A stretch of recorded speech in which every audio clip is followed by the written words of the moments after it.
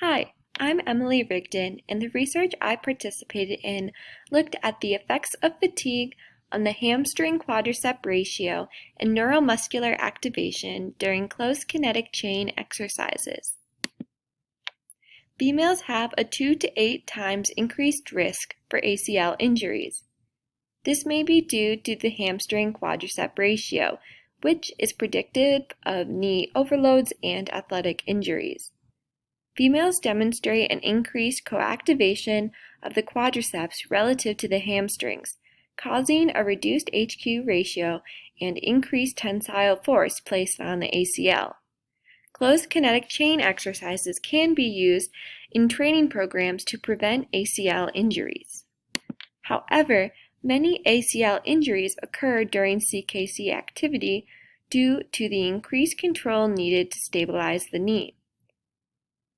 Prolonged tasks or fatiguing activities have an impact on the muscular activation, which causes a shift in the HQ ratio.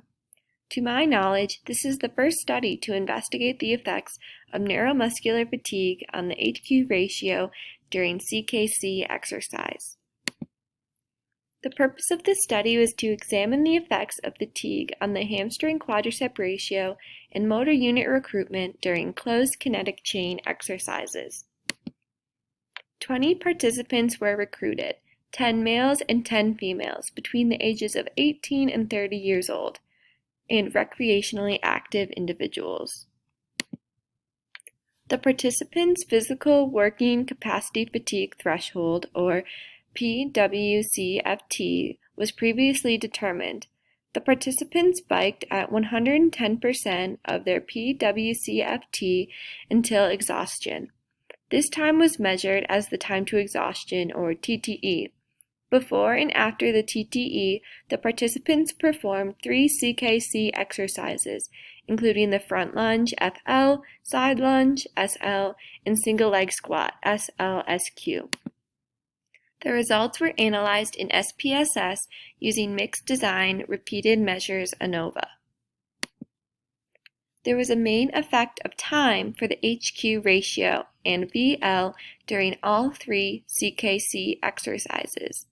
Specifically, the HQ ratio was higher at post compared to pre during the FL and SL, with increased RMS of the VL at post compared to pre during these exercises. The HQ was lower at post compared to pre during the SLSQ, with greater activation of the VL at post compared to pre. No main effect of time was observed for the BF during any of the CKC exercises. The results show that fatigue may impact the HQ ratio during CKC exercises. The changes in the HQ ratio may be dependent on fatigue-related changes in motor recruitment of the quadricep muscles. The limitations could have come from a change the participant could have made in joint angle of the CKCs. For future investigations, it may be beneficial to compare the performance of specific sports. Thank you so much.